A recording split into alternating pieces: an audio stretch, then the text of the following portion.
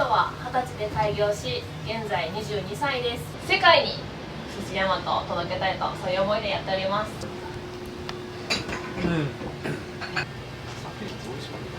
中下旬にやろうとであれがもうハモカツサンドやばかったですね。美味しかったです。やばいね。全部全然よく取れないから1年ぶりぐらいに来たらめっちゃ腕上げててびっくりした。よかった、嬉しかった。美味しかったね。それでは大将、よろしくお願いいたします。 Ladies and gentlemen, the boys and girls。だからもうとこってもうこれもう前のこの3本ぐらいしかない。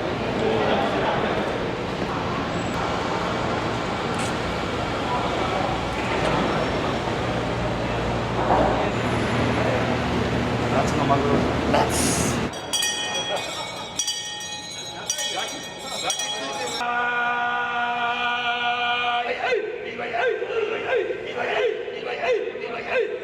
塩市場はもう一発で決まるんですよ。4000円で買います、3000円で買います、上がっていかないんですよ。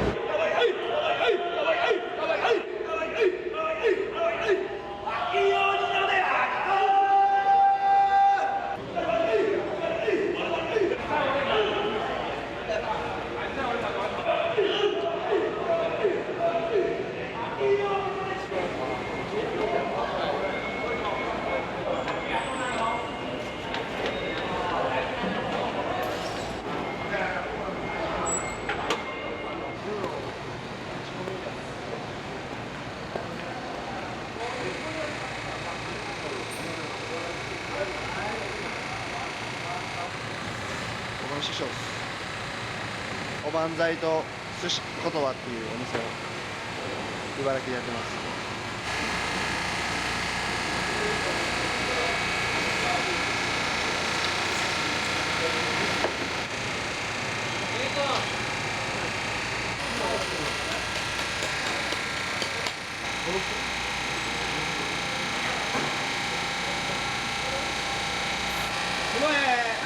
これ2つ。これ魚だけで切ったらね。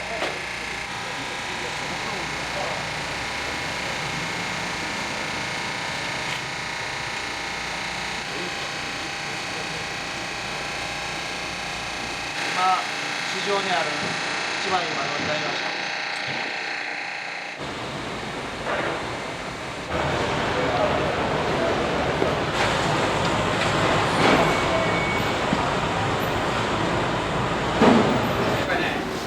ゆりやこ合体を何本だっけ？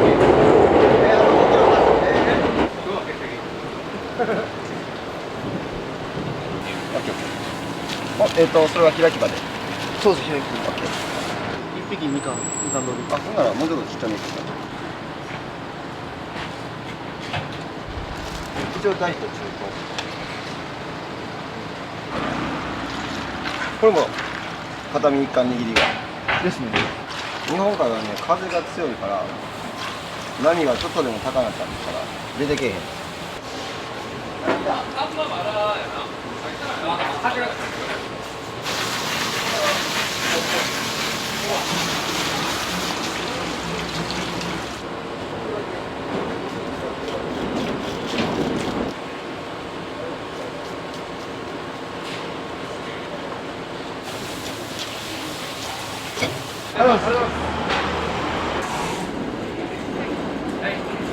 でこのさ、こんな風のある？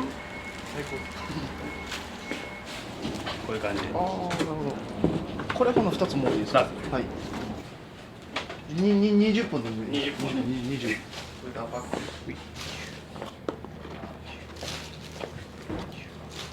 ありがとうございます。で、よいしょ、持っていきます。ありがとうございます。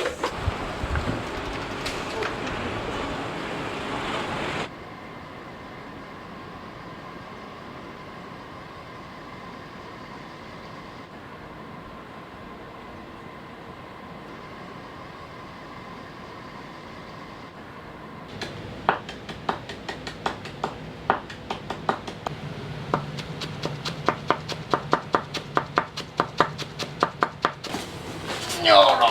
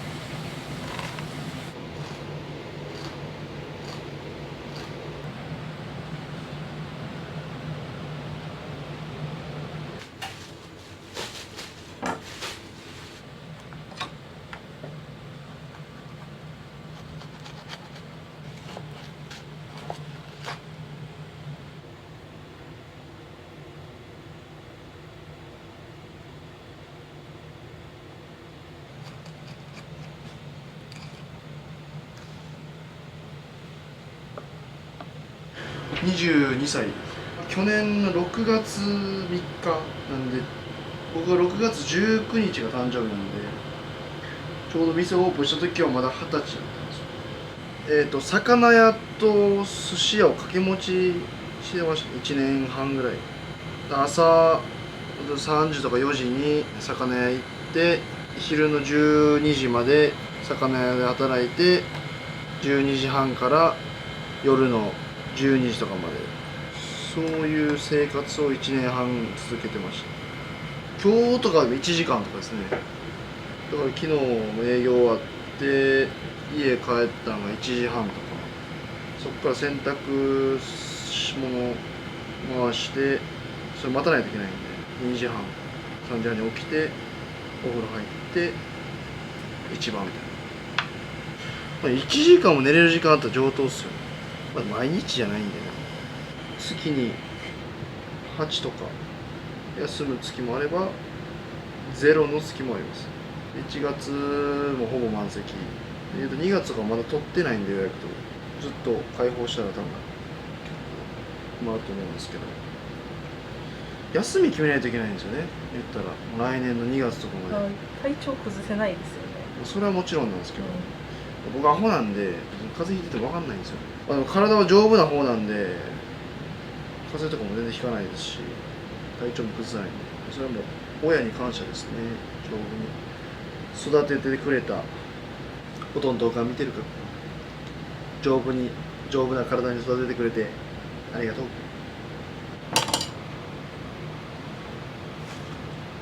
カツオですね。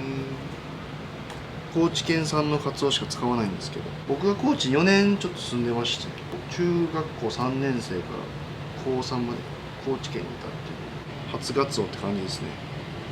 めっちゃいいですよ。生まれは僕長野県なんですよ。2歳からシンガポールに11年ですね。たまに出身シンガポールですって言うとこういうキャラなんでボケてるみたいに思われるんですよ。ボケてないんですよ。そんなボケ恥ずかしいでしょ。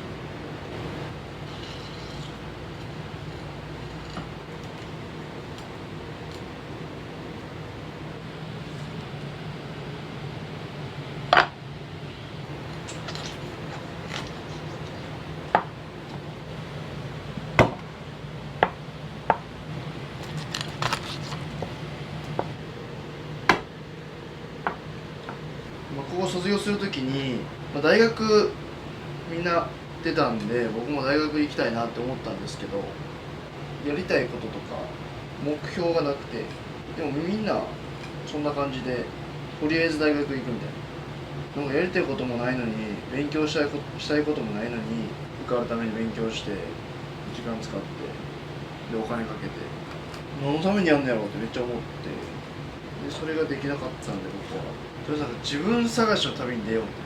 フランスに3ヶ月留学しに行って、ここでなんか仕事したいなと思ったぐらいに、そのビザがあるんで日本に帰ってこなきゃいけない。3ヶ月経ってビザ申請してすぐフランス戻ってこようと思ったんですけど、飲食店のバイト始めて飲食店ハマったんですよ。そっからのご縁でって感じですね。寿司を握り始めたのちょうど2年前ぐらいですね。昔ながらかもしれないですけど、大将にね厳しくされながら、そういう方法がやっぱ一番早いんじゃないかなと思いますね。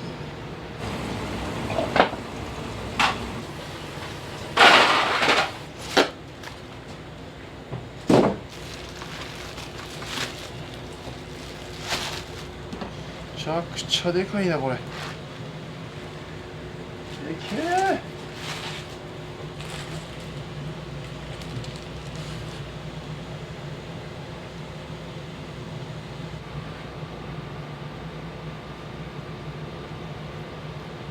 血合いもね、めちゃくちゃうまいんですよ。なんかマグロの血合いとかをコースの一品として数えられたらって僕なるんでコースには出せないですけど、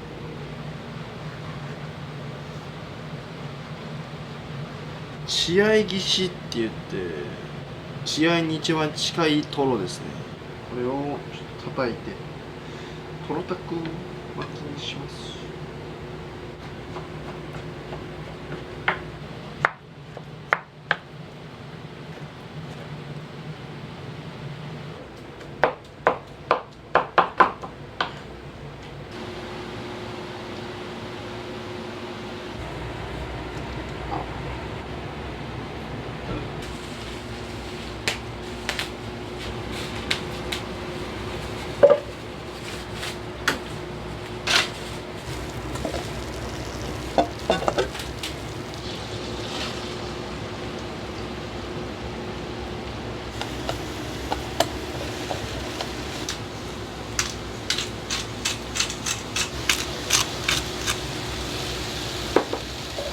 バターとエシャロット、ホワイトマッシュルームを使ったソースなんですけど、サワラをちょっと炭焼きしてそれにかけます。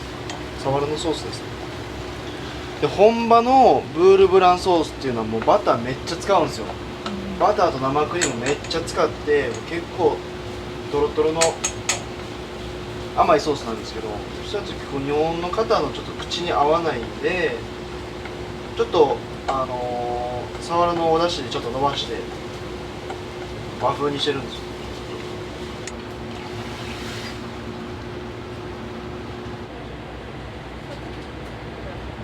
今日やばい、頭狂ってるの。今日やばい、ほんまに絶対俺永久中に寝るじゃん。別に。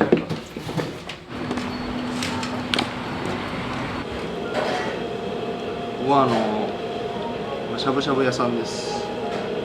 ご飯がおかわりし放題なんで、あいつも10杯ぐらい食うやんな。はい。10杯実験ますよ。あら、今日は言ったからな、お前食べろよ。どうした？じゃんけんしますか。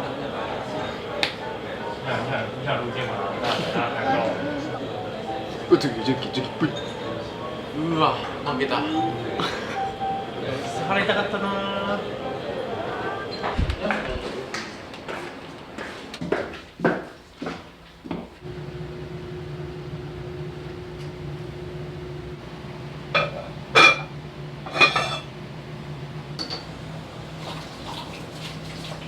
プレオープンの時に父親が食べに来てて、父が毎年結婚記念日の日に母に向けて手紙を書くんですよ。その話をして、この大和もお客さんに向けて手紙書いたらみたいなとこから始まりました。常連の人とかは名前書いてあげる。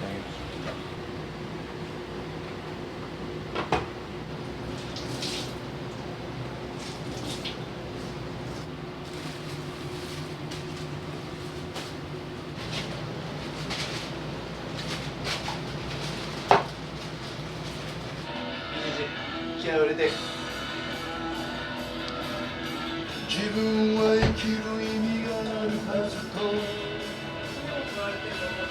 僕が20歳っていう、若いのでちょっとでもこうピシッとしてる方がいいじゃないですか。結構だらしなかったら全部だらしなく見えてしまうんで。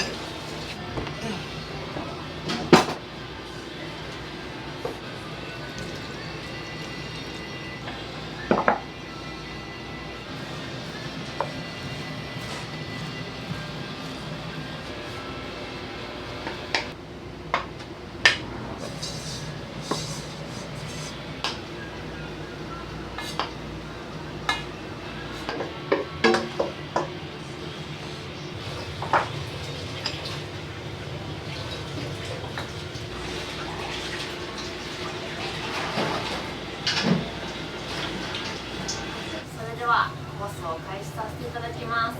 本日は数ある飲食店寿司屋の中から寿司山とお選びいただき誠にありがとうございます。大将は20歳で開業し、現在22歳です。昔シンガポールに11年間住んでいたという経験もあり、世界に寿司山と届けたいと、そういう思いでやっております。それでは大将、よろしくお願いいたします。Ladies and gentlemen, the boys and girls, welcome to Sushi Yamato. My name is Yamato. I never saw this lesson. This lesson's sponsored is authentic sushi. Any good? Anything? I'm gonna be so long. Angel. はじめまして、和田と申します。本格寿司を親しみやすくというコンセプトでやっております。人との声とかですね、和とかそういうのを大事にしております。本日も 100% でやらせていただきますので、最後よろしくお願いします。お願いします。こちら寿司山本のショップカードになりますね。裏面を見ていただくと881でやばいと書いております。こちら寿司山本の合言葉となっております。お料理が美味しかったりそうではない場合でもやばいと言っていただければスタッフ一同喜びますので、どうぞよろしくお願いします。ピンミル説教明石のタコをちょっと柔らかにしてます。やばい。やばいやばいと言いました。ありがとうございます。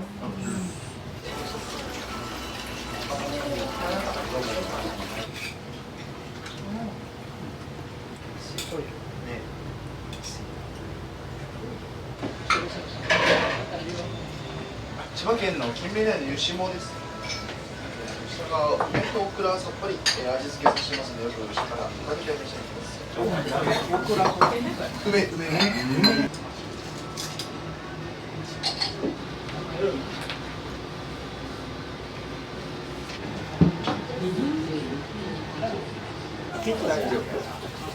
高知県の初ガツオのたたきです。下が淡路島の玉ねぎのソース、上が万願寺唐辛子と2種類の唐辛子で使ったソースになってます。よく下から混ぜてお召し上がりください。どうぞ。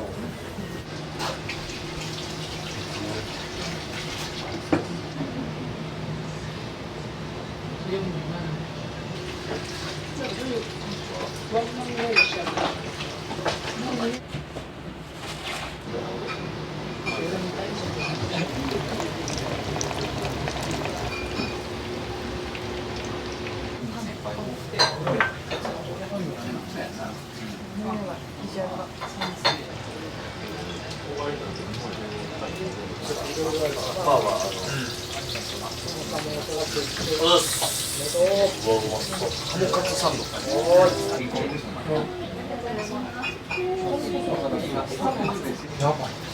やばい言うた。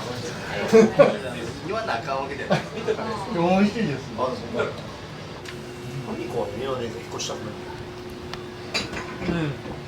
ほんまに。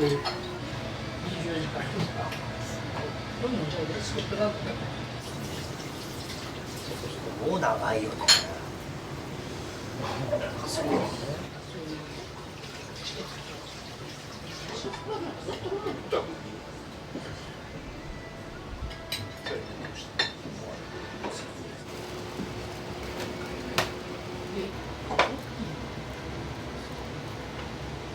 うちのお客さんは高級寿司は食べに行けないけど、その回転寿司よりかはいいの食べたいみたいな、そういうお客さんが来るんで、なんか分かりやすく美味しいもの出してあげたいんですよ。仕入れとなんか僕の気分と、あとはお客さんの好みと、今日なんかこういうのが好きなお客さん来るなとかっていう時はそういうコースになります。毎月来てくださるお客さんがいるので、同じ内容やったら面白くないじゃないですか。逆にそれを楽しみにこう来てくれるお客様がいるので、来月もまた楽しみにしてますみたいな。長く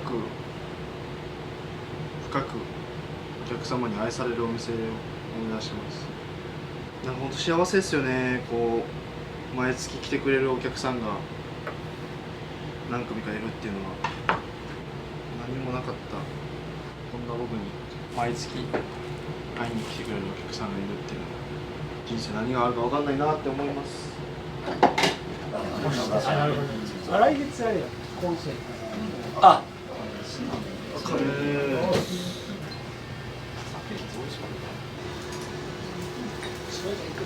中下旬にやろうとで、あれがもう今週はその来たよ。何が出てきたのかね。マグロって冬がやっぱ一番美味しいんですよ。日本夏じゃないですか。日本海のマグロは今全然脂乗ってなくて、カナダとかオーストラリアとかニュージーランドは今冬なんで、冬のマグロ取れるんですよ。Today, tuna Boston. Thank you.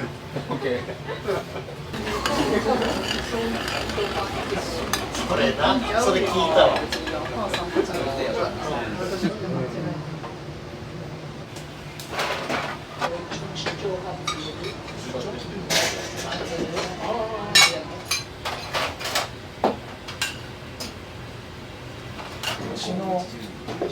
めぐれよ。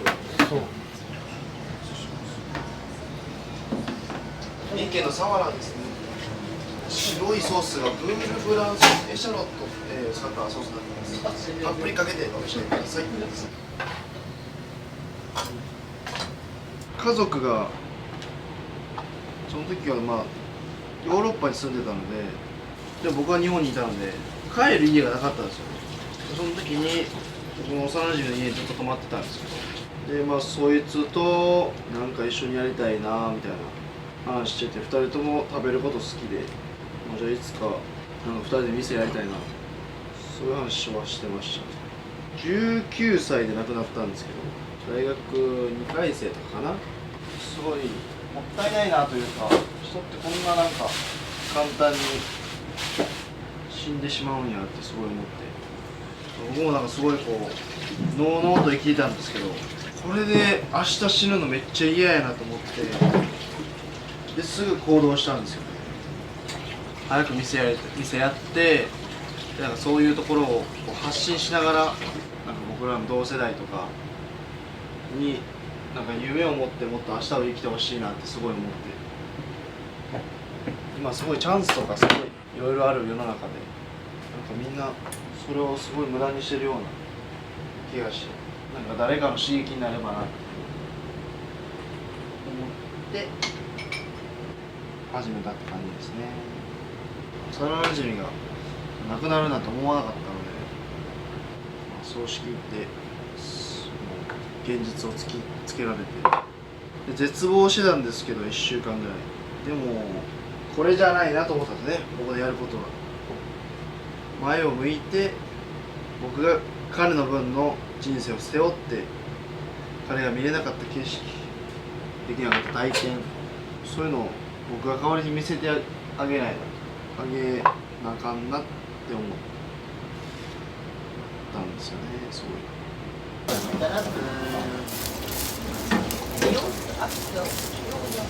あいつも思ったんじゃないですか。そうだよ。ああ、そうなんだ。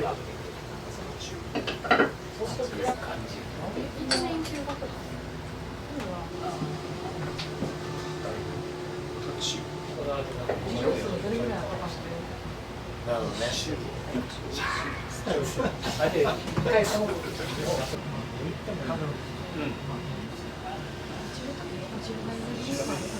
僕オープンする前とかはめちゃくちゃ反対されたんですよ、周りの人に。お前の店なんか1週間で潰れるわとか。寿司屋で働いてたんですけど、寿司居酒屋みたいな感じだったんで、コースのお店でも働いたことなかったし、なんか高級業態でも働いたことなかったんで、マナーとかそういう言葉遣いとかももちろん僕全然やし、僕自身も不安ではありましたけど、周りにすごい早いんじゃないかとかすごい言われましたね。半年待ちとかになりましたけど、どうなんですかね。まだまだですね。まだまだです。From Boston 儲かってんや。20年中カムさん来なかったね。23年で1月よ。お二人ともお元気なんでしょ。だからでも今年でお父さん70でもまあ元気でしょ別に。まあ元気だよ、元気。まあでもやっぱ野生味あるんですよ。マンションってね、悪口締めがラーメンそういう本じゃん。コースのお店ってお腹いっぱいになりにくいんですよね。だからコースが終わって今日こういうのありますけどどうですかみたいな、そういうのが多いんですけど、追加ネタをすると追加用に仕入れないといけないので、そうなると出なかった時ロスにつながるんで、追加をやらないっていうことで、なんか満足感得られるものなんかやりたいねっていうので、してるはずのアラとかを使ったラーメンやったら面白いんじゃないかなっていうので始めました。ラーメン食べ放題なんですよ。お腹いっぱいになるまで食べれますよ。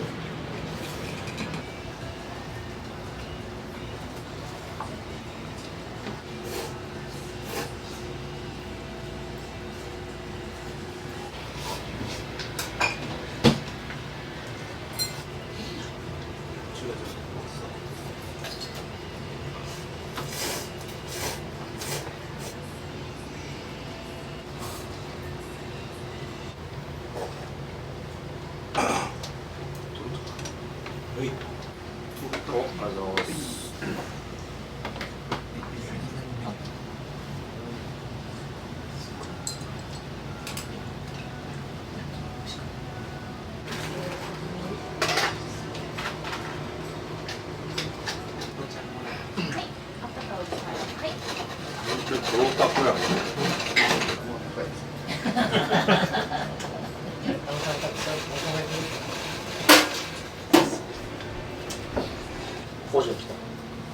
こ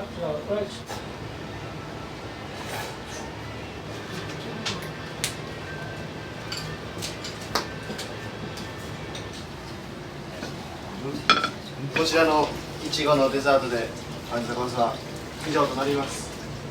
一応寿司山町はですね、なんか年中いちごのデザートが出てくるんですけど、いちご一会みたいなそうい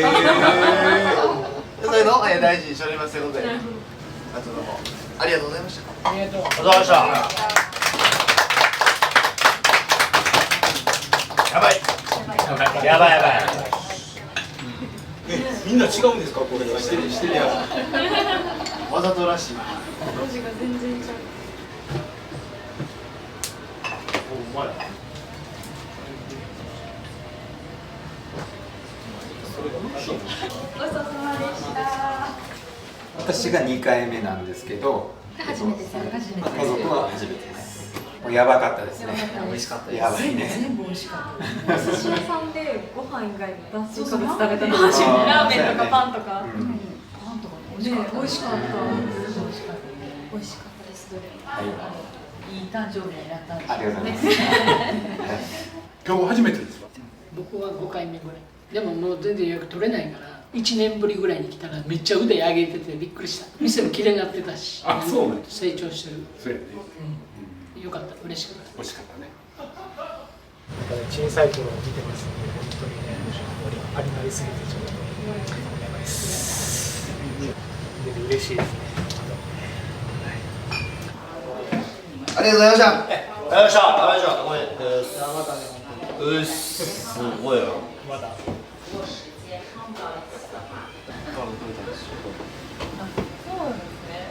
こうやってそうなんですよ。タオルくれた人ちょうど話してたんですよ。タオルの人です。タオルの人です。なんでやねんお前。でこんな若い22って言ってますけど本当は28ぐらい。いや20なんで22なんですけど、若い彼が頑張ってます。僕もそれに魅了されて日々成長、日々努力、それをすごい感じるお店なんでまたよろしくお願いします。はい。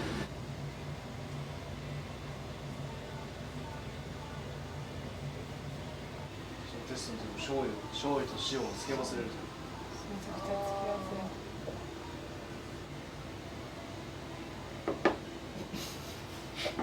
怖いの、しげさん怖いの。怖ないやっぱりちゃうな。ほどけ感が違うんでシャリでも言ってたんやけど、だから11月に食べた時はまだまだやなと思ってて、まだこれからの瓶でやろうな。まだ12月になったらまた変わってるし、1月になったら変わってるし、毎月変わっていってるし、いやそれが合ってるんかどうか分からへん。毎月全然成長した。これからもよろしくお願いします。いやいや、まだまだですか。いやほんまにそうです。すみません、ありがとうございます。どうぞ。ありがとうございました。これからもよろしくお願いします。もうとりあえず明日予約してくださってるお客様を満足させること、もうこれだけを今日の夜は意識して寝ることです。もうその先の未来はもう日々の積み重ねだと思うので、僕の展望としてはもっともっと若者を中心に夢を持って明日を生きてほしいので、なんかこうそういうきっかけになれれば、そういうなんかこう発信と活動をしていきたいと思います。世界を寿司を握りながら旅したいな、そんな感じです。ありがとうございました。またよろしくお願いします。お疲れ様でした。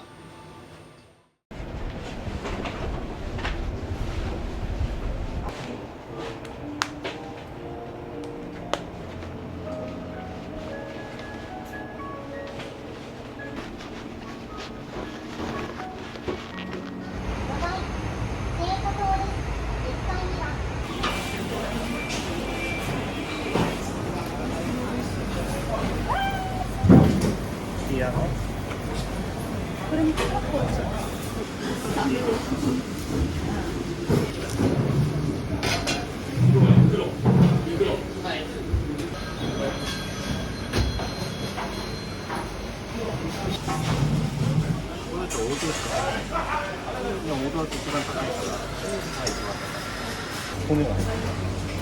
結構ね筋がついてる。髪とか尻尾とか尻尾って頭の場合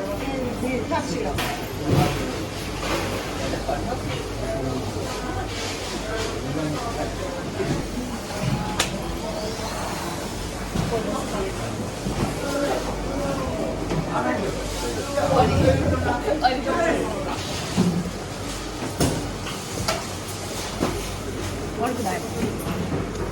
この前イワシさばいたんです。上手にできました。あれね、写真撮っとけばよかったね。本当に。それでどうもありがとうございます。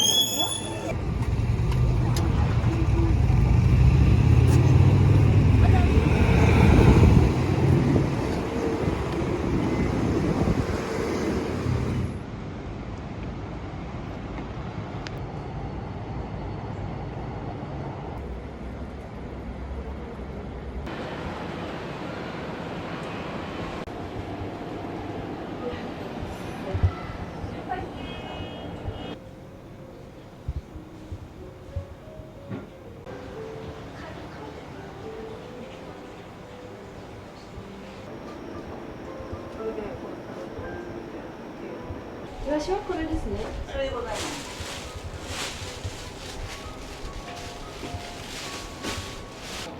あ、本当ですか。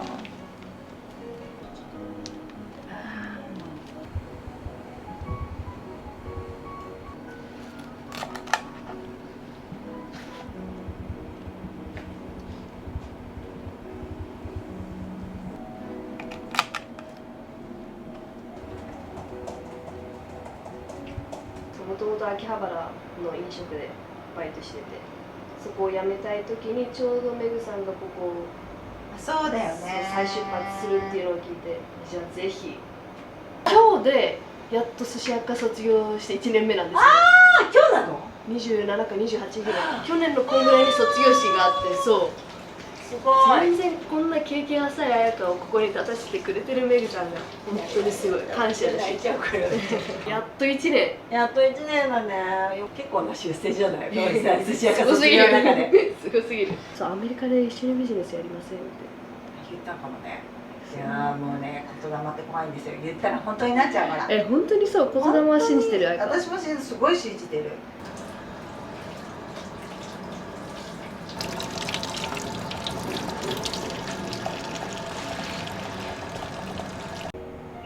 はーい、すいません。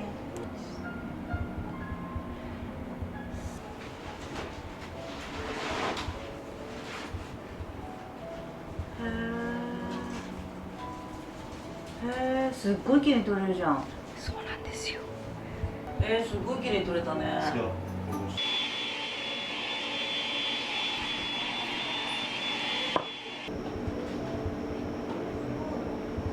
寿司八としてメグさんが再スタートした時に言われたのがもう大将4人目で今回が本当に最後だから、その話を聞いたらそう絶対成功させないと。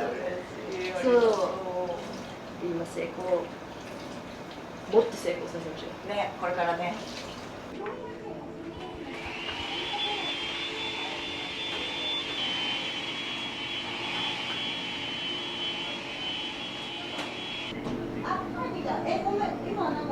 うちの会社の名前がゲームチェンジャーズっていう名前なんですね。野球の試合のとことかアメリカのフットボールとかそういうの今日ゲーム見るみたいな感じで言うんですよ。なんか負けてたりとかするのにある人がこうパッて入ったら試合の流れが一気に変わるみたいなのをゲームをチェンジする人でゲームチェンジャーズって言うんですよ。そう、人だったり物だったり会社だったりサービスだったりなんか画期的な今までなかったものをなんかこうシフトさせるみたいなのでゲームチェンジャーっていう風に使うんですけど、思いがあって志があって才能ある人たちをこう集めてみんなで日本初のもので世界をちょっと幸せにできたらいいな。みょうがは1個でいい？多いよ。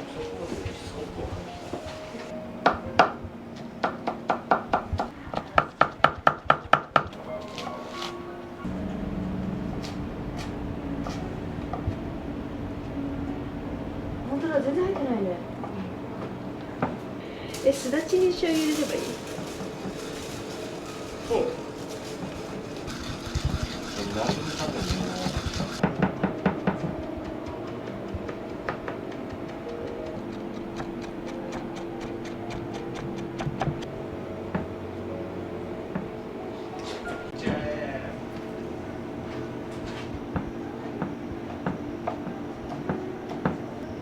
どうでしょう？いい感じ。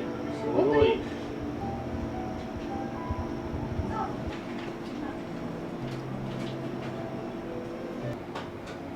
それを一品料理として。はい。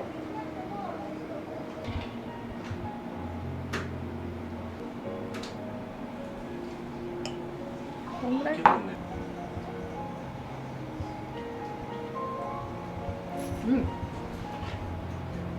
早く好き。すだちもっと欲しいかも。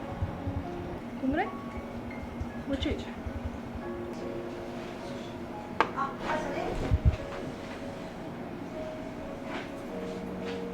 じゃあできてるか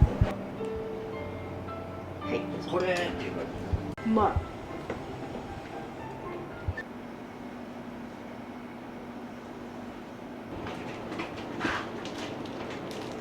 今日仕入れてきたやつ。高知県の。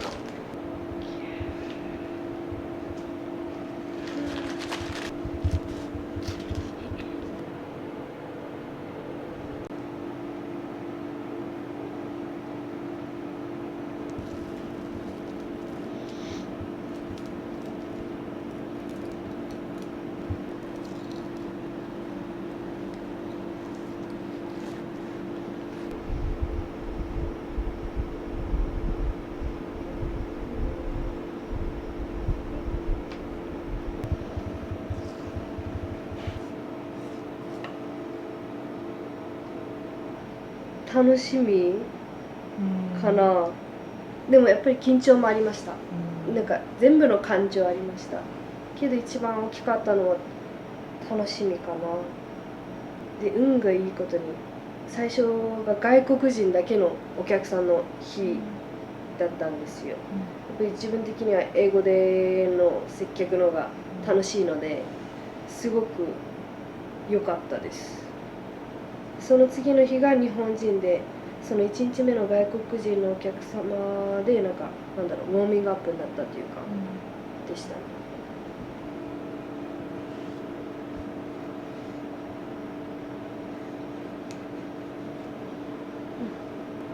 どうするんですか？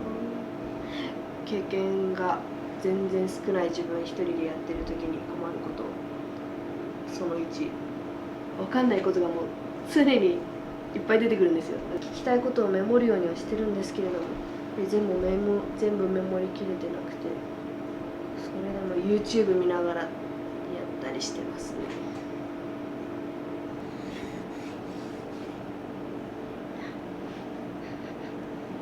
美味しそう。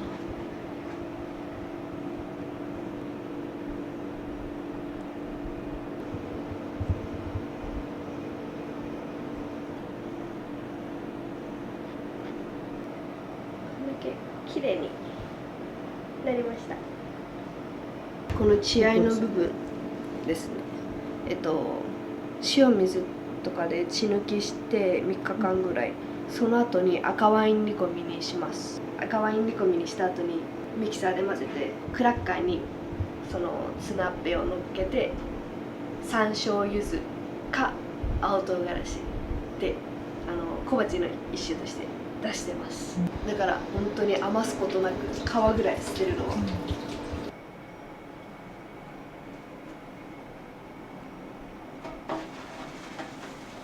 アメリカには、大学4年生の時に休学して行きました。1年間留学。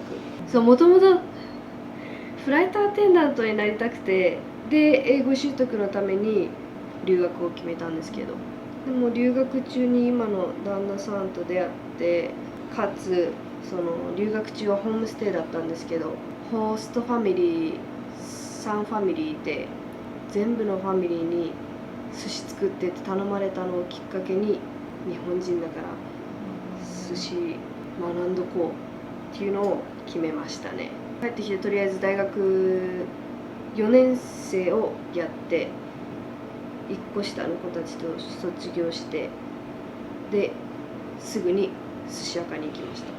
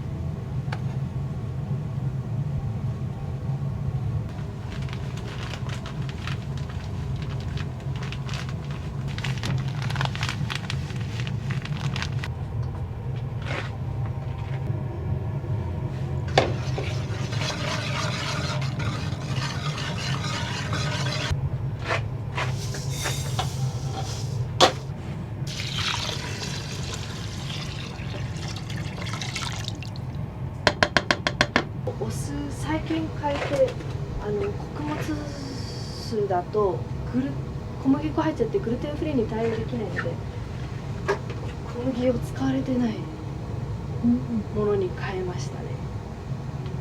なので醤油もグルテンフリーに対応できるように小麦粉を使われてないグルテンフリーの醤油に今切り替えてます。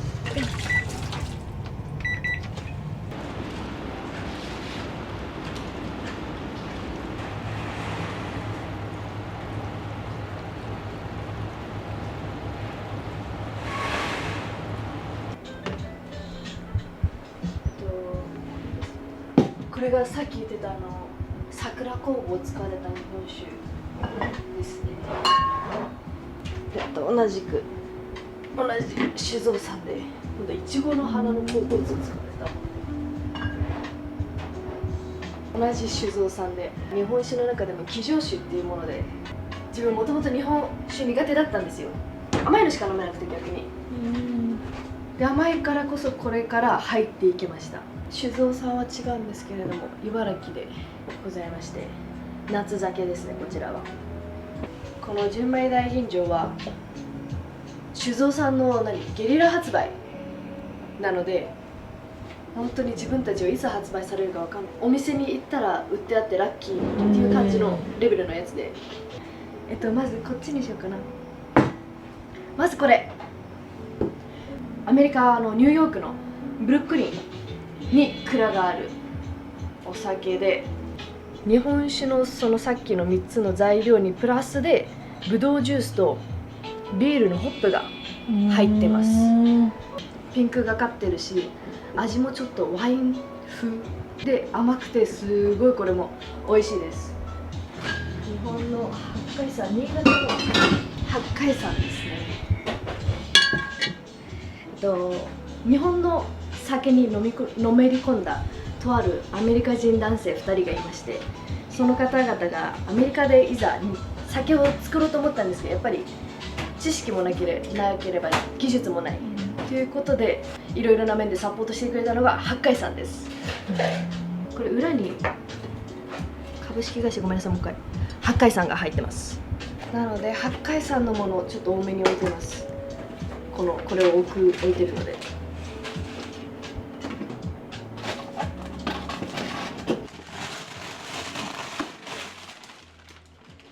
栃木の宝美殿さんのフェニックスシリーズを当店では揃えております。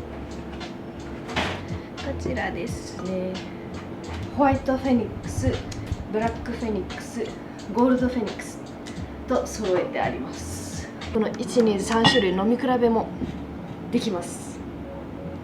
もう1種類あってブルーフェニックスっていうのもあるんですけど、それが11月発売らしく、11月になったらブルーフェニックスが来るかもです。もうここら辺はですね、私が味も調べもせずかけがいです。であとこれはもうお寿司屋さんって言ったら日高見、それの夏が出てて、アクアリウムで可愛くて、これもっとすごいのが、日本に四季があるように日本酒でも四季がありまして、夏はどちらかというと甘めの傾向になります。冬になるとやっぱりお魚が脂持ってくるんですね。それに合わせて日本酒も辛口になっていくっていう感じで、お魚とお酒のバランスがいい具合になってるんですよね。これも可愛いと思って、可愛いで買いました。扇風機で涼んでる女の子の夏っていうので買いました。もう夏のパッケージ可愛くないですか？可愛いですね。冷蔵庫見えるので、阿部を見つけて、阿部さんだったんですよ。あって言って、めちゃめちゃうまいんですよ。辛口甘口にがあって、その真ん中ウェルバランスとしてうま口も用意してて、これはどちらかというとうま口で、本当にうま口っていう通りめちゃめちゃうまくてって感じですね。はい、チーズ。いい感じ？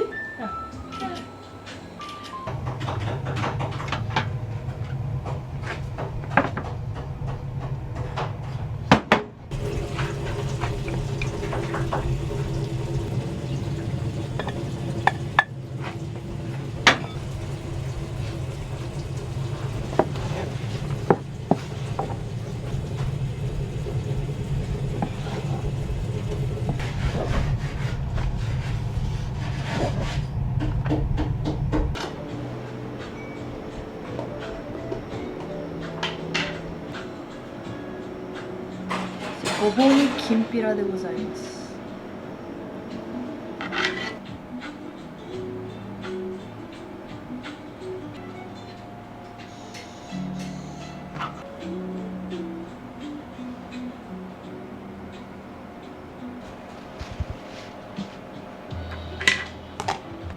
甘酢漬けですね。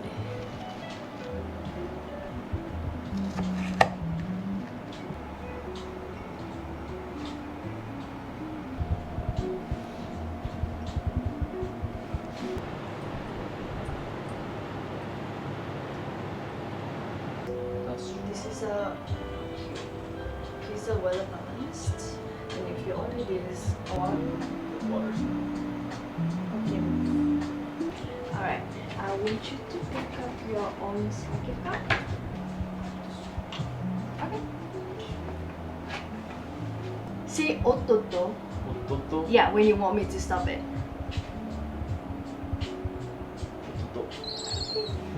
Do you hear that? Mm-hmm. It cries. Oh. Isn't it cute? That is kawaii. Right? Kawaii desu. How is it? You like it? Oishii. Oishii? Good? That's famous for rice field. If they have like really good rice field or water, they make really good sake. Yeah. Look at the water glass. The glass will, the color will be changed.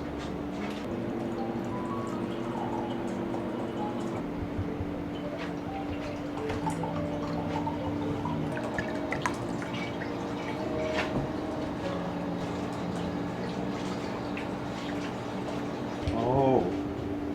Wow. Ah.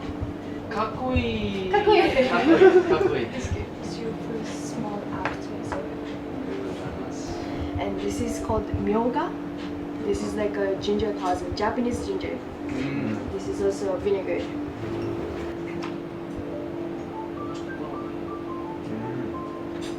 You like it? Yeah. Asparagus and tomato marinated with dashi. On top, it's actually tuna flakes. It's not bonito flakes.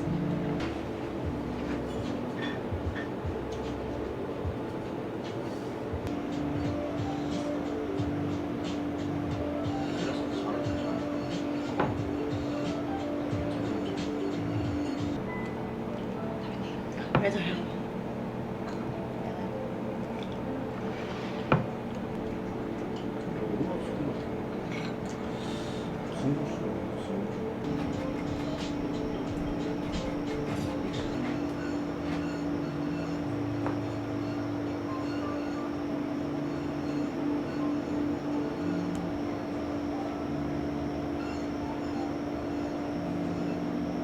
Here you go. Here is your first sushi. This is called kohada. In English, it's gizzard shad. Yeah, like that. Thank you. It's really good. So if I say yuzu, I think you imagine the yellow yuzu, the yellow one. Yeah. Yeah. Right now it's green yuzu season. You cannot find the yellow one right now. That's why it looks like lime, but this is actually yuzu. Does it taste different if it's green versus yellow? The smell? Yeah. 차가 좀 고급식재료인데 가시가 많아.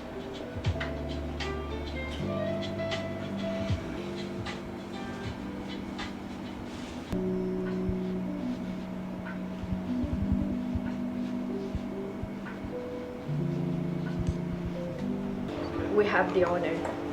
The owner is also female. And female owner and female sushi chef, which is rare. Yeah. Plus, we speak English. That is more rare.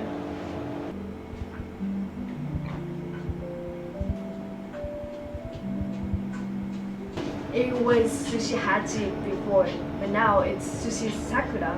Oh, really? Do you know what Sakura is? Yeah, isn't it the flower? Yeah, the cherry blossom. Yeah. Since our name is Sushi Sakura, so this is sea green, and on top it has homemade wasabi salt and sakura salt. So when you eat it, you can smell the sakura flower.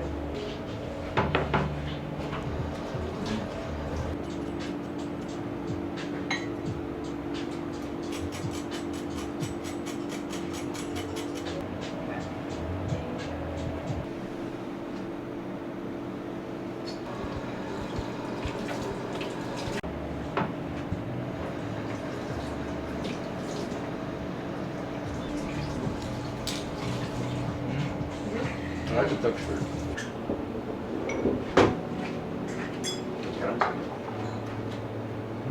By the way, once you finish half of this, Yeah. put this rice into chawanmushi and mix well like a risotto. And then on top, it has wasabi salt again.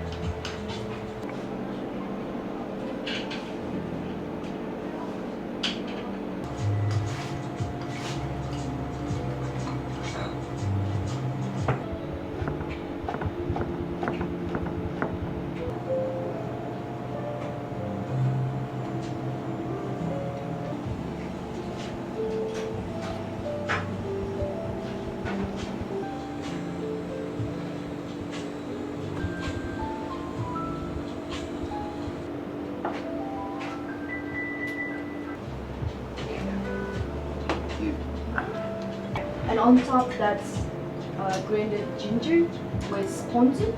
You know ponzu? Yeah. And with Japanese ginger and Japanese like a basil. The green one is oba. It's like a Japanese basil.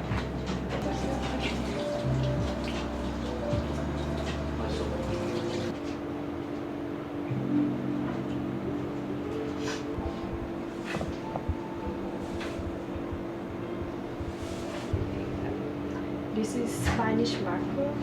On top, it's smoked pickled mustard.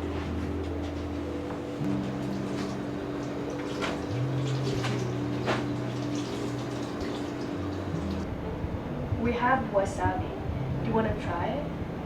Do you want to try to make your own wasabi? Sure, yeah. Yeah? Want to do it? You can touch it. Oh, it's like. Ooh. Yeah, like fish and harder. But that one was dry.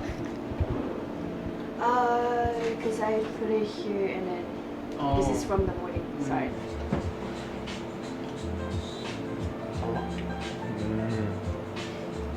we're gonna have the A5 Wagyu.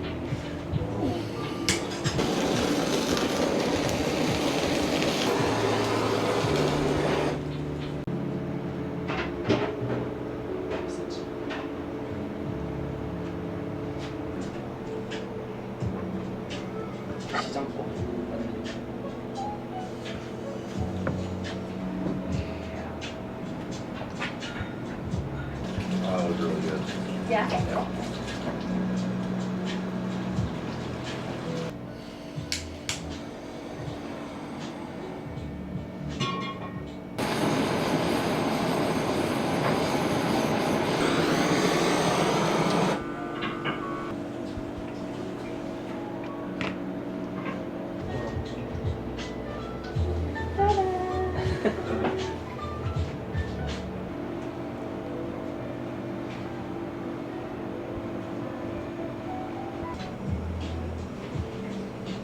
거기 3만 원이지. 점심. Alright, here's the smoked salmon. Since it's parents and kids, so I call it a parents and kids sushi. Right. We made it a Japanese style spicy tuna, which I'm gonna put the Japanese chili pepper.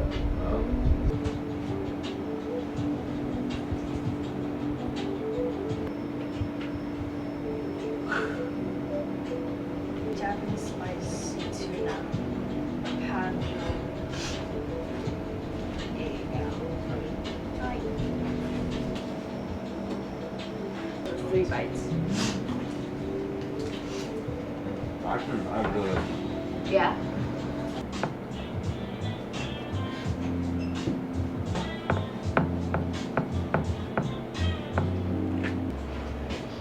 So this is called otoro. So fatty. Yeah. Wow.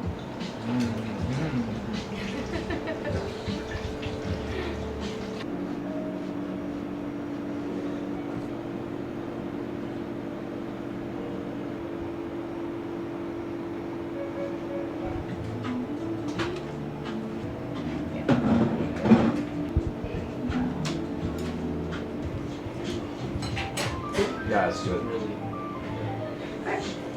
Yeah. How do you, so, do you just like scoop it with wasabi? I'm gonna put the homemade wasabi sauce and then wasabi sesame. This is like with wasabi. And then lastly, wasabi olive oil. Alright, so this is our wasabi ice cream. There you go.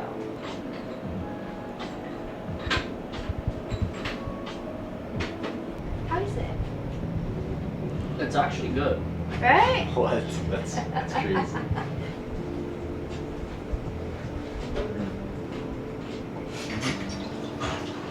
And I learned how to cut fish, how to make sushi, how to even how to what? That's so funny. That's so good. Good? That's really good. Right? Yeah. That's so weird. What? Yeah. Thank you too. Thank you. Okay, thank you. Thank you so much. Bye. Have a good night. Have a good night. 銀座に知ってます？お寿司って800店舗あるんですね。そうなんです。その中でも生き残っていくために銀座寿司桜らしく桜でしか出せないようなものを出していきたいっていうのと、あとは銀座のお寿司屋さんっていうとちょっとみんなビクビクしちゃう。いくら取られるんだろうとか、どんな怖い人がいるんだろうっていうのを思われるかと思うんですけれども、そういうのはなく女性が握ってるので柔らかい雰囲気で楽しくお寿司屋さんをエンジョイすることができると思います。Yeah, for yourself. Sure, go ahead. That's why we're here. Still going, Sam. Just waiting for your turn.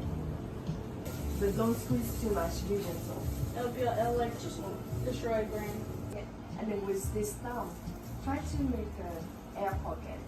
This is called air pocket. Like a bowl. Yeah, like try to make a hole inside. Yeah, this is the most important part to make sushi because if you do this, when you eat sushi, the rice will be melts easily. Yeah. And then this is finished. So when you put sushi, since you're right-handed, you put it this diagonal. To like show off. Ooh, I think I did good. Yeah, look at that. It looks cute. Look at it. Yeah. Wow. Spread the smoke to everyone. Doing an extra, right? That looks good. Yeah, you're doing two Yeah, it scallops. looks really pretty. Good job, Sam. Thank you, everyone. What do you think, Dalton? Good, eh? Good. Okay, you take the shirt. Thank you so much. Okay, what does he choose? I would choose. I'm ready for row. No, not the. Wait. Say that. It's itadakimasu. Say it again. Itadakimasu. Itadakimasu. Yes, there you go. And then when you want me to stop it, say ototo. Ototo. Yeah. Or does that mean stop? Yes. Or no. No. I just want. There you go. Try to scan me. Done. I made two. And on top We've done them wasabi, around. teimasu sushi. And I think you've seen this at Tsukiji Fish Market. Did you see this? No, what is it? This is wasabi sesame. I want to take a photo of it. Yes, please. Is he talking about? Itadakimasu. How is it? Whoa, that's good. Yeah. I thought it would taste more confusing, but it makes sense. The crunch is much more like spicy. Yeah. Ooh, I like the crunch. The crunch and the play of the salt and the sweet together are great. So as you know, in Japan we have 4 seasons. Like sake too. These two. Summer sake, winter sake. ありがとうございました。ありがとうございました。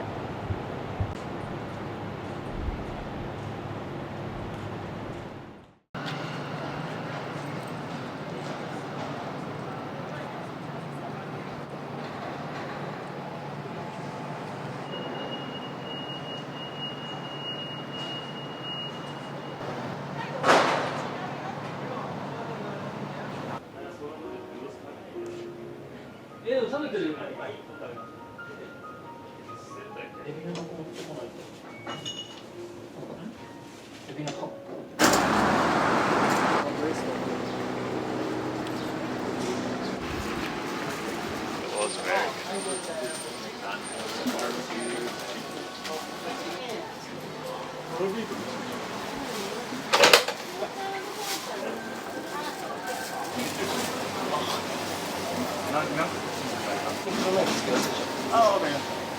すみません、もし、ありがとうございます。今日も1個買ってきたんだけど、厚みはあると思うんだよな。鳥取だから。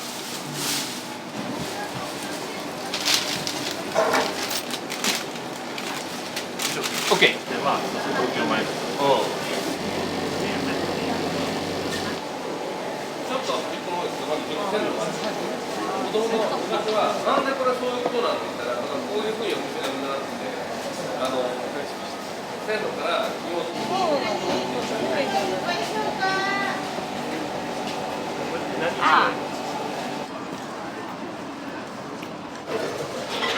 めんなさい、もう一個。いいね、外で食べるの。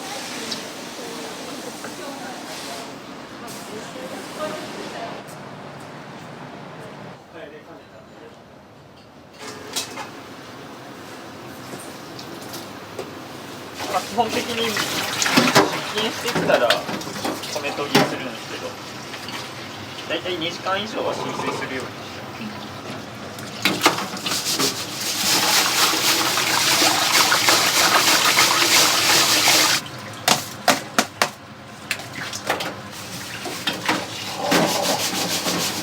これは回転ごとでお米を分けてるんで、機械で基本3号から4号とやってるんですよ。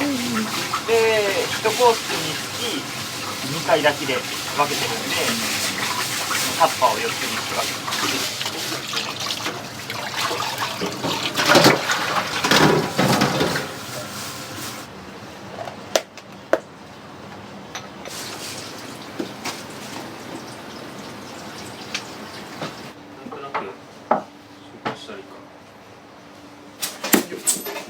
大体 150g ずつで分けてもらったんですけど、さっきの北に水産でこの骨のところの肉を削いでもらってすき身にしてポーションしてもらってとろたにして手巻きで出してます。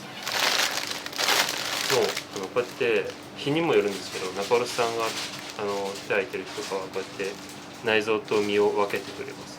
なんでこれあと皮剥いで薄皮むいて塩水処理して握るって感じですね。これイカのゲソもうちではハトシっていう、僕の地元の長崎の料理なんですけど、それに入れて使うんで割と余すことなく使ってます。愛知のうなぎなんです。これももううなぎ屋さんに裂いてもらってます。うなぎ屋さんの方が圧倒的にうまく早くて、でこれは穴子みたいな感じで煮て夜出してますね。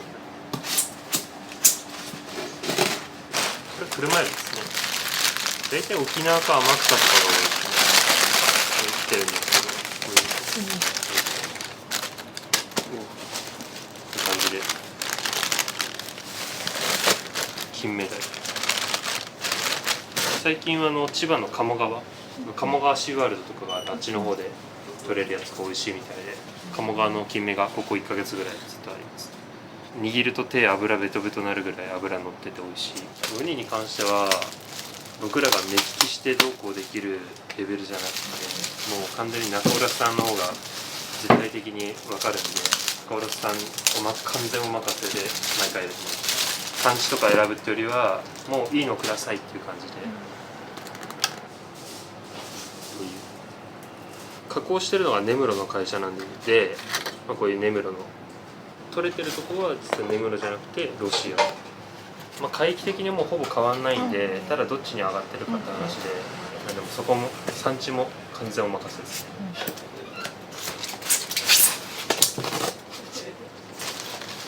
でさっきのマグロこうやって真空にして送ってくれます。で結構うち柵で入れる理由が、マグロの柵がこういう状態で横にこうブロックになってるんですよ。で切り落とした血合いがついてる一番こっち側の1柵目のこれが血合い岸っていう部位で、血合い岸は脂がちょっと乗りが悪いんですけど、中トロで一番うまみが強い部位って言われてるんですね。なんで、一番希少部位ではあるんです中トロで。ただここだけ取れないじゃないですか。ブロックでもらったらやっぱいいとこと悪いとこ使わなきゃいけないんで、割高にはなるんですけど、柵取りして毎日2柵ずつもらってます。なんでブロックで入れるより割高になるんですけど、ちょっとしたこだわりっていうか部分です。これが富山のホタルイカなんですけど、一般的に居酒屋とかスーパーで並んでるのってボイルって言って茹でられたホタルイカなんですけど、蒸してるホタルイカなんですよ。なんで茹でに比べるとうまみが逃げにくくて、その身もパンパンで張りがあって味噌も詰まった美味しいホタルイカですね。大体茹でのホタルイカとかより倍とかの値段するんですけど、結構全然美味しさが違うんでこだわって使っています。ちなみに手袋してるのは僕が夜握るんで、今生臭さがついちゃうと寿司に移っちゃうんですよ。なんで仕込み中はなるべく僕は手袋して、あとヒレで傷ついて、切ったりすると夜握れない。1個だけ氷入れにする。中浦さんにも殻から剥いてもらっているホタテです。三陸のホタテです。北海道のが漁獲では有名なんですけど、三陸が甘みとか柔らかさあってすごい美味しいホタテ。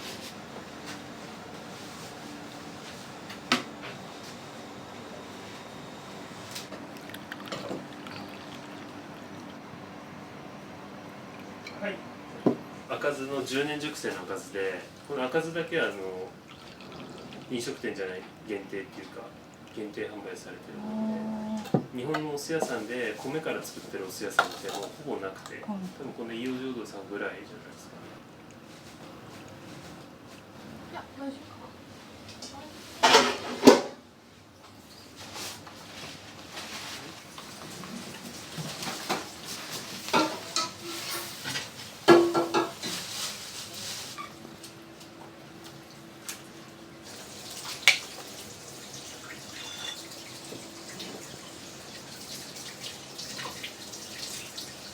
材料としてはラム、卵、牛乳、グラニュー糖4種類なんですよ。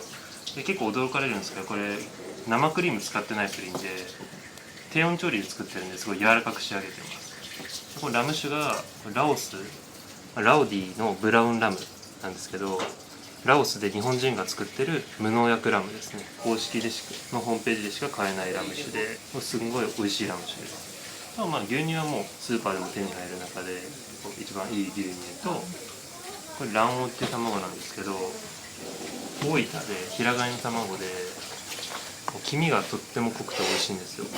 ロールケーキの専門店とか卵かけご飯の専門店ではもう必ず見るぐらい有名な卵ですね。このプリンの色もほぼ卵の黄身からきてる色。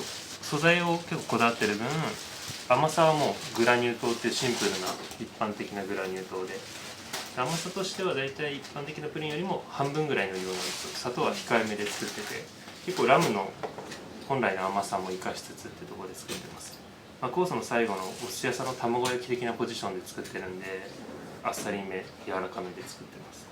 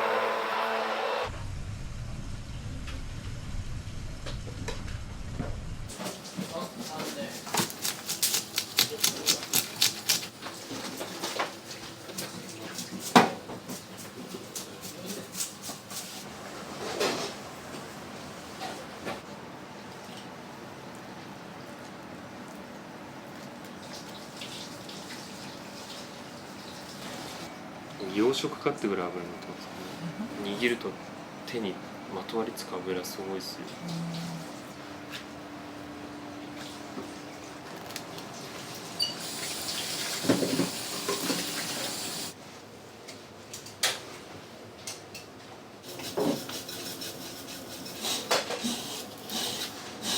それで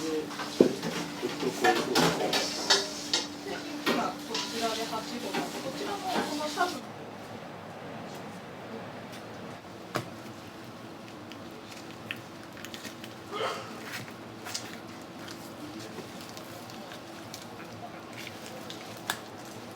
特に女性が多いんですけど、女性あれ違う。シャンバルメジないからツバが弱いんで日本のがあれば。280。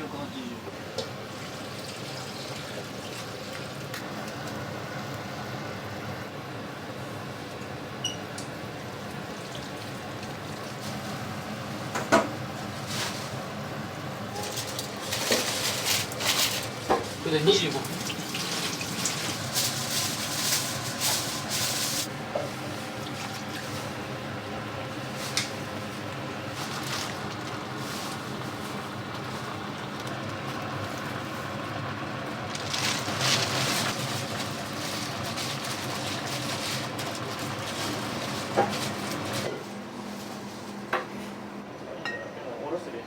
大体広角帯の寿司屋は赤ワインを置かないところが多いんです。じゃあ赤ワインを結構この辺全部日本ワインですけど、日本ワインのレパートリーもあって、お酒でいうと多分10倍ぐらいは書かれてます。もう何言われても対応できるような果実酒から赤ワイン、白ワイン、ジンとかも置いてるんで、安心材料としてメニューを用意することにしてまして、完全に僕の好きなお酒のラインナップで。ここはラインナップで常に置いてるんですけど、これ以外はもう都度変えてるんですよ。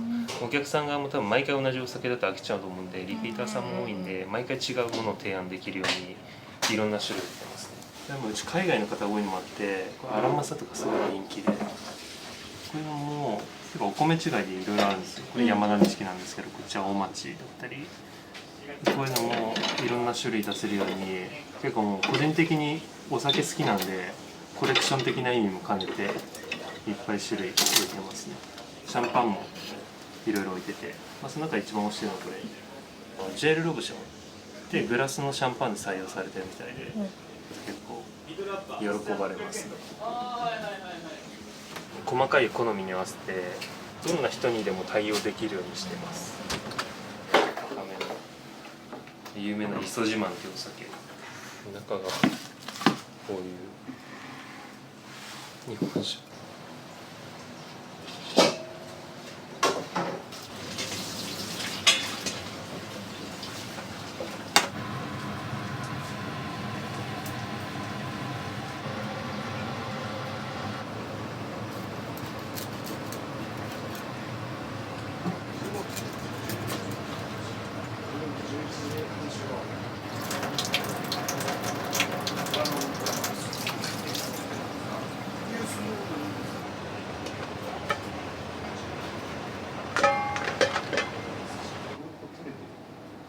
じゃあ残ってるね。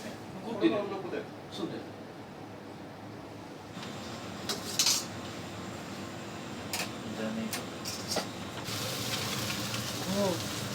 いい感じだと思う。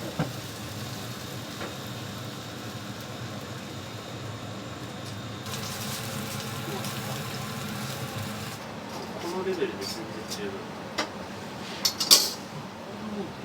炭で焼くって難しいんですよ。でこれ焼いて4本つけたらいいけど、どうやって外そう？器と同色になってる。大根ってある。でも美味しそうじゃん。綺麗な麺に変える。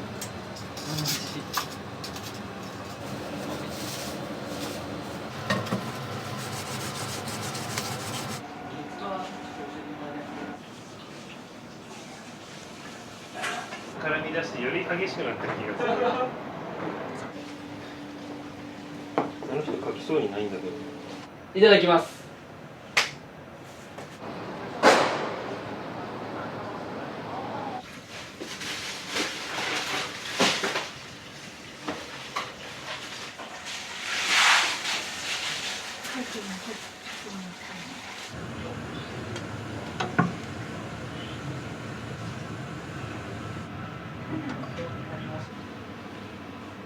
よいしょ。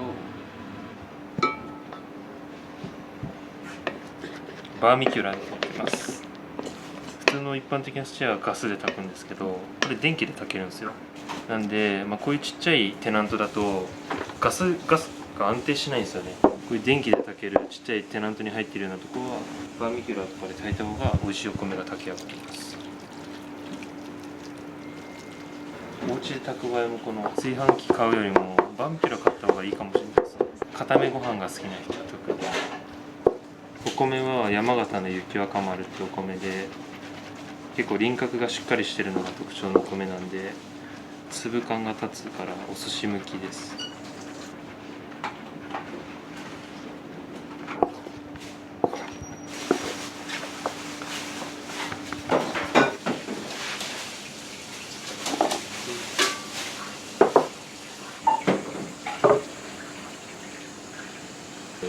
これで酢が馴染んで落ち着くまで30分ぐらい置いてからって感じですね。大阪の堺で包丁売ってる中川さんって方がいらっしゃって、包丁もいろんな素材あるんですけど、そのほぼ全素材を打てる職人さんってあんまいないんですよ。冷蔵庫で魚種ごとに分けてて、使う切り付けするごとに営業出してしまって、で時間調整しながらネタごとに温度を分けて使ってます。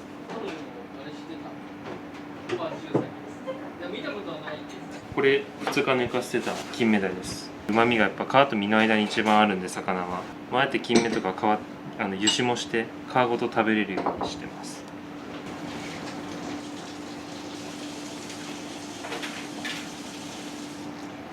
こんな煮付けにしたらもうすごいですよ多分。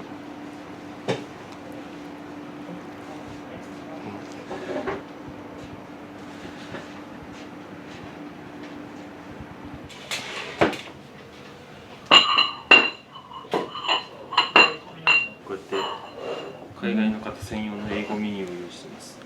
ただ日本人には用意してないです。海外の方の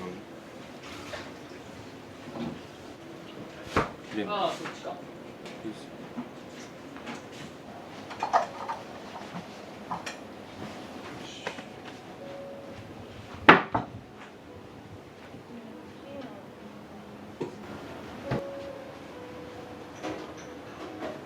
薩摩切子で亡くなった父方の祖母の遺品というかあれなんですけど、結構ちゃんとしたやつだったらしくて。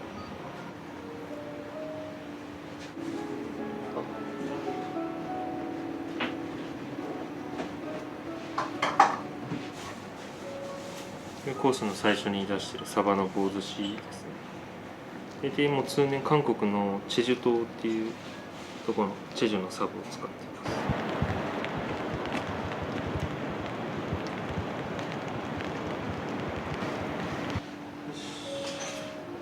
ドイツのリースリングです。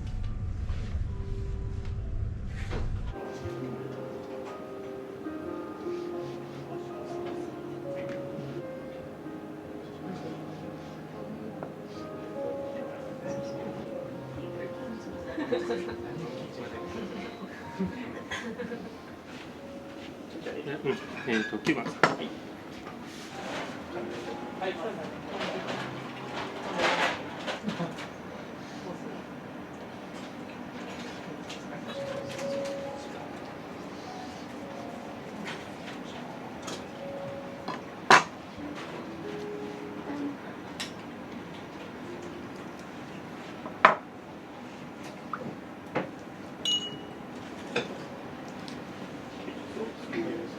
アレルギーの方です。はい、これです。赤作られてる紅モスっていうガリ、赤いお酢につけてるガリですね。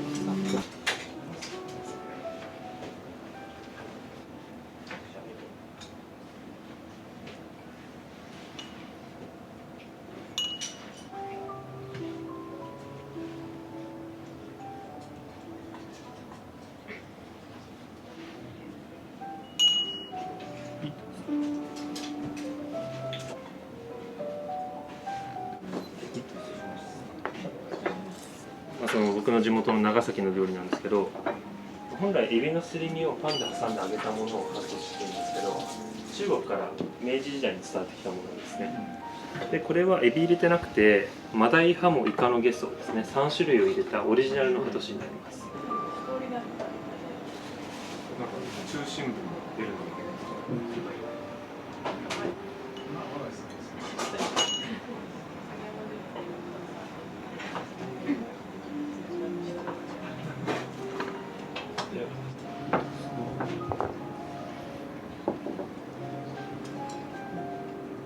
こちら沖縄の絹もずくですね。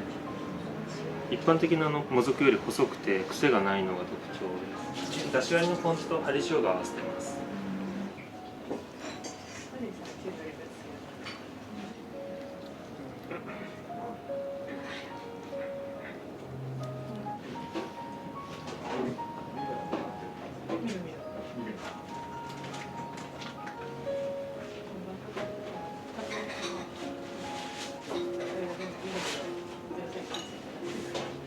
甘みでいうと三陸が一番美味しいです。もう昨日取れてるホタテなんで、その新鮮なならではの繊維感も残るって感じです。ホタテです。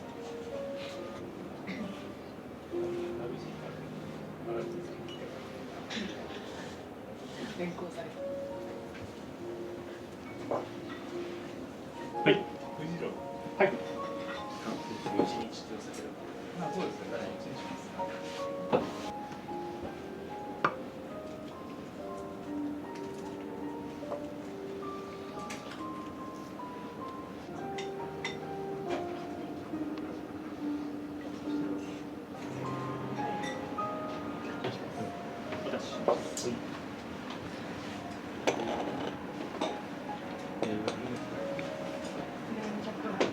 こちらの茶蒸しですね。富山のホタルイカが取れ始めていまして、これは漁師さんが浜揚げして蒸してるホタルイカですね。茹でに比べると旨味が逃げにくくて、味噌が出ないんで身がパンパンですごい美味しいホタルイカですね。同じ富山の桜エビで取ったお出汁であんかけにしてます。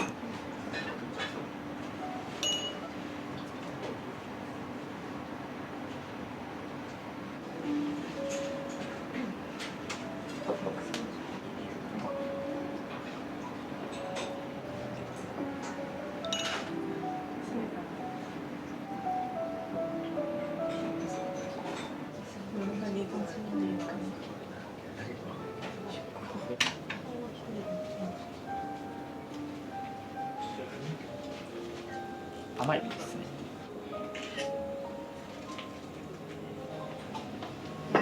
失礼いたします。愛知のうなぎです。で、穴子と同じ処理で煮てるうなぎですね。煮うなぎになります。煮ると皮目だけちょっとゼラチン質残っちゃうんで、皮目だけ提供直前で焼いてます。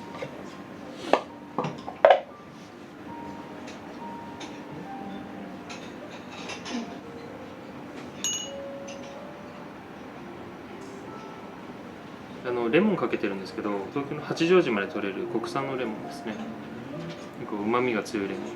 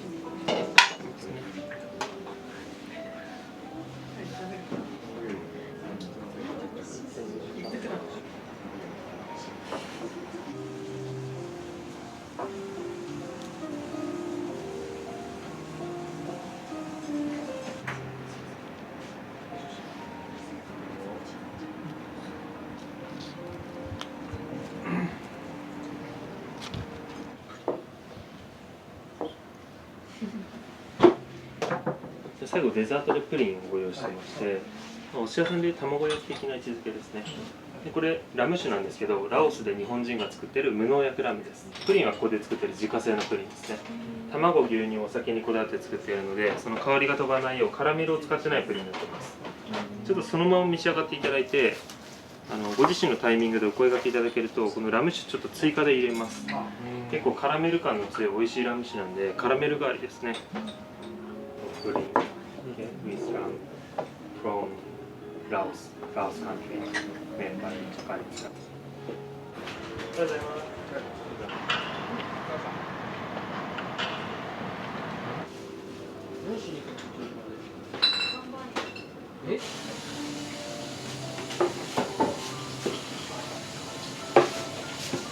今日一日ありがとうございました。ありがとうございました。このお店を今後どんな風にしていきたいですか？そうです。ここは浜松町っていうのもあって、結構海外のお客さんが結構半数ぐらい占めてるんですよ。インバウンド需要っていうのもすごくて、あと銀座が近いので結構年代的には30代40代の方が結構多くて、それもすごい嬉しいんですけど、僕は結構若い今26なんですけど、従業員もみんな20代で結構若いんで、それ生かして若い世代の方にもっと来ていただけたら嬉しいなって気持ちもあって、安心材料としてのメニューをドリンクメニュー用意したり、この立地では比較的コースも低めに値段設定してるので、今後もっと若い方にもたくさん来ていただきたいなと思ってます。そのための結構雰囲気というか緊張しない環境づくりっていうのはなるべく心がけて営業してますね。なんで若い皆様方のご予約をお待ちしております。